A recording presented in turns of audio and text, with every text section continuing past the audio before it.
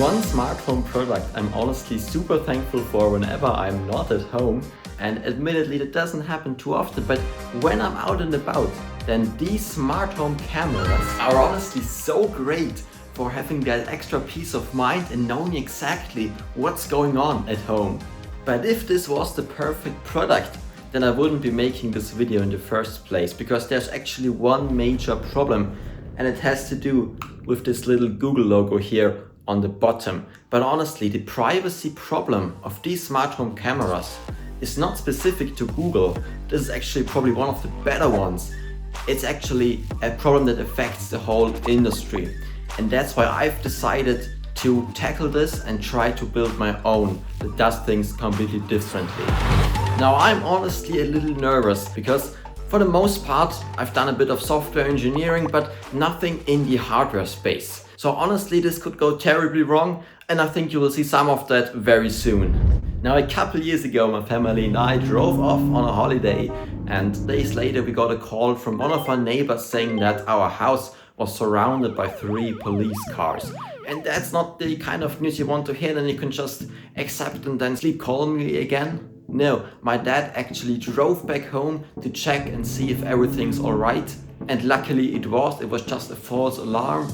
But that's when we got these smart home cameras, and they're honestly amazing because you can simply check for certain events like detected people, detected pets, and so on. You have a live video feed. They're extremely easy to set up, and they just stream the video to your phone. But then what's the catch? Well, the issue is that all of that processing happens on a remote server, meaning that remote server needs full access to the unencrypted footage. So what ends up happening is that the data will be streamed from the camera to the server, encrypted in between, but then it will be decrypted on the server for remote processing.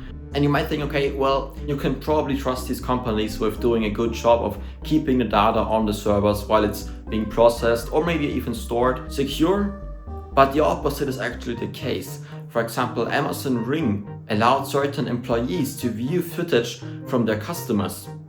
And Eufy failed to encrypt certain video streams so that third-party actors could actually look into the footage that's being recorded. And then Vice let other customers see the video thumbnails that were created by other users of the same product. So what's clear is that we need a more secure and more private solution to this, which in my book has to be end-to-end encryption and on-device processing. And that's the product development journey that I want to take you guys on with me. And in fact, I've actually already started building this home security camera that does everything locally and still is extremely easy to use with relay servers that just relay the end-to-end encrypted footage, but have no way of actually looking into it. So let me show you what I've built so far. The first thing I did was to actually get started with the branding, because I think finding a really good name for the product before it get into all the other stuff is really good, so that I don't have to worry about changing things later. And for that, my first name idea was Shard, because it's similar enough to a lot of these privacy focused companies like Proton, for example, but it also has this smart home-ish sound to it. So I did some logo designs for Shard, and then I realized, wait a minute, Shard sounds very similar to Sharp, which is an already existing really big company. So I went back to the drawing board and thought of something new. And that new name is root, which is kind of like the root user in an operating system, which is the user which has all of the permissions. And that's kind of what I want the user of this camera product to feel like. You should be able to look into the firmware, it should all be open source, it should be unrestricted, no subscription models, nothing like that. And for the logo, I went with this wave that represents the home folder. I honestly think it looks kind of cool because you have the wave inside of this terminal cursor. So it kind of reminds me of like a shell environment.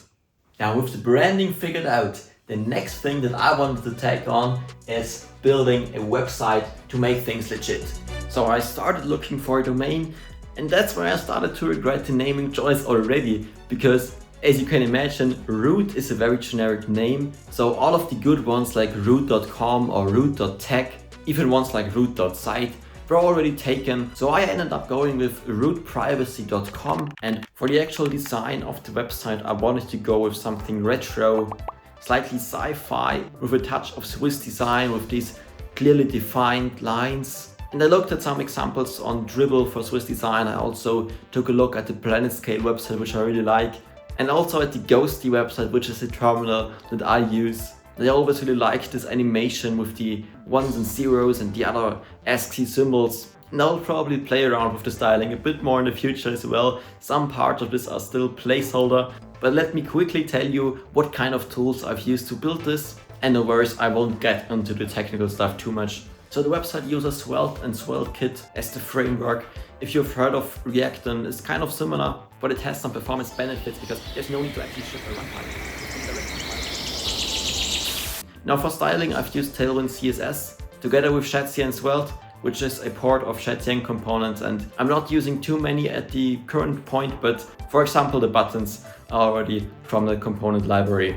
I'm actually also using one of my own libraries here, and that is Overfade, which helps with smoothly and dynamically fading out overflowing content. You can see it in the sidebar, for example, and it saves a lot of manual JavaScript work with dynamically setting all sorts of mask images all the time. And then for icons, I'm using Remix icons for the first time. I really like them. I think they fit the sharper art style very well. I usually like to use, for example, Lucid icons or Lucid, I don't know how it's actually pronounced, but they are too round for this overall design, so Remix does the job really well. And then for fonts, I'm using Clash Display as the display font, and for the regular text, I use Commit Mono, which honestly has probably the coolest website that I've ever seen for a font. You honestly have to check it out, and the primary way to navigate it is actually via the keyboard. For the hero section of the website, I quickly made this placeholder video using VO3, but yeah, eventually I want to swap this out with an actual render showing the product, and honestly I don't really know how to do renders yet. I will see if I can find someone who is a professional at that, or maybe I can delve into Blender a bit myself. And then the connect panel is also still missing. I think I will try and get this ready once I have a first initial firmware prototype. But now let's take a look at the actual assembly of this camera product. So the next challenge was getting into computer-aided design, which is the long word for CAD. And if you are into 3D printing, and you probably know this already a lot better than I do, because honestly this was a big struggle for me at first. I used the relatively simple but also production grade software Onshape, which is web-based, so you just go onto the website and can get started immediately. And doing some work there really made me appreciate minor details in products, like for example when parts smoothly slide out and then snap back into place with perfect tolerances. I just took that for granted, but it's honestly something so impressive to do. And the first day I effectively spent 4 hours in the software just trying to import some reference models and horribly failed.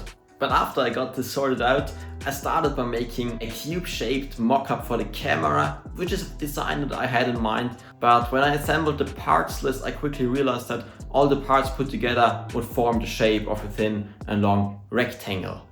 So the cube would be half empty, which is of course not ideal. And if there's one thing I've learned from reading about Dieter Rams, is that you want a design that looks like the actual product, that you can immediately recognize and know, okay, this is a home security camera. And so I ended up making a second prototype, which is not quite done yet, but it looks a lot more like a regular CCTV camera made with very simple geometry, and that's the one I will iterate on more. But now, and I've already hinted at it, let's talk about the actual parts list and what I've come up with in that regard.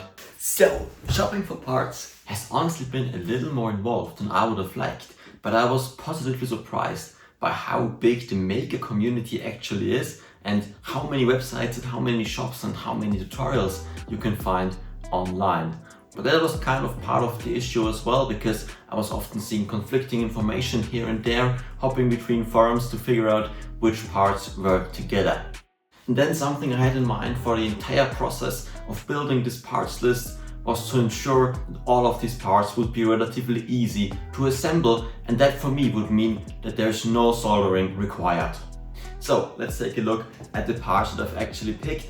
And there's one key part that's still missing, and I will get into why in a bit. For the main compute unit of this camera, I've decided to go with the Raspberry Pi 02WH, H standing for pre-soldered pins, which is a cheaper version of the regular Raspberry Pi models, perfect for a home security camera like this one, and it will set us back 20 bucks. And then next up, I've decided to go with a micro SD card from SanDisk for 9 bucks to give it storage capabilities. And next up, I had to pick a camera module, and I've honestly taken a look at quite a few, but this one stands out because it's relatively cheap at 15 bucks, and it has a wide angle lens, which is perfect for ensuring that everything is in frame. I've decided to also include a UPS head.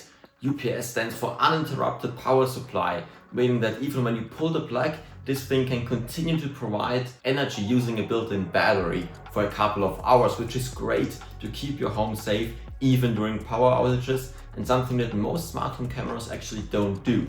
Now, of course, the camera also needs a microphone, and I found a pretty cheap USB microphone for 3.5 bucks, which should provide much better audio than some of the camera options that had a built-in microphone. And then we also need 2 OTG cables for connecting stuff, a speaker for 6 bucks. This could enable, for example, a babyphone mode or play cool sounds while you're using it, and then a wall adapter as an accessory for 5 bucks. So I'm really hoping that all of these parts can come together well, but there's one more issue I haven't talked about yet, and that's that we're still missing some kind of LED light. So not all smart home cameras have this, but I think it's a great feature so that you can light up the room that the camera is in via the app or via the control panel. And if you can find an LED unit that doesn't require soldering, then please write me a comment down below.